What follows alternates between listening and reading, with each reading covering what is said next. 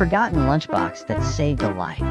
Sometimes, it's the little things we overlook. A missed alarm, a wrong turn, or even a forgotten lunchbox that set the stage for something far greater. For one little boy named Max, forgetting his lunch led to something extraordinary. It was a chilly Tuesday morning in autumn. The leaves had just started to fall in little whirlwinds along the sidewalks of Max's quiet Oregon town. He was running late for school, something his mom warned him about as he rushed out the door, backpack bouncing, hair still wet from his hurried shower. Halfway down the block, Max stopped suddenly. He patted his backpack and groaned. He'd forgotten his lunchbox. A peanut butter and jelly sandwich, carrot sticks, and a note from his mom that always read, "Be kind today." He hesitated. If he turned back now, he'd be late. But something in him nudged, go get it. So he turned around and jogged back.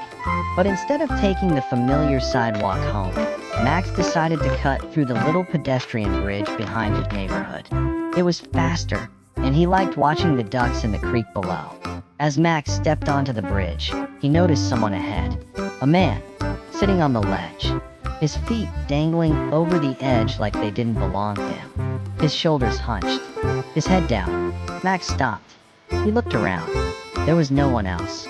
Something about the man felt off. Not dangerous, just lost. Max wasn't sure what to do, but his mom's words echoed in his head. Be kind today. He took a few cautious steps forward. Are you okay? He asked. The man looked up, startled. His eyes were red, tired, haunted. What are you doing out here? Max asked, inching closer. You look cold. The man gave a small, sad laugh. Just thinking. Max didn't leave. He sat down on the other side of the bridge, not too close. Just close enough. I forgot my lunch, Max said after a long silence. It's got my favorite sandwich, too. The man didn't reply. Max opened his backpack and pulled out the one thing he hadn't forgotten. His emergency granola bar. My mom says I should always keep a backup snack. Just in case, he said, offering it to the man. The man hesitated, then took it. His hands were shaking. You remind me of my son, he said softly. He was about your age when I last saw him. Max tilted his head. Do you get to see him now? The man shook his head, and for a moment, his eyes filled with something deep and painful. Max didn't press. He just sat there, kicking his legs over the bridge, watching the water. Eventually, the man stood up. Thanks for talking to me, kid, he said, brushing off his coat. Hi. I didn't think anyone would notice me today. I was wrong. He gave a small, grateful smile and walked away, slowly, like someone relearning how to carry their own weight. That man, his name was Tom, walked straight to the town's community shelter. He asked for help, and this time he accepted it. Over the next few months, Tom rebuilt his life. He found counseling, shelter, and eventually a job helping others who'd lost everything, just like he almost had. 3 years passed. Max had almost forgotten the strange moment on the bridge. Until one day, a letter arrived in the mail.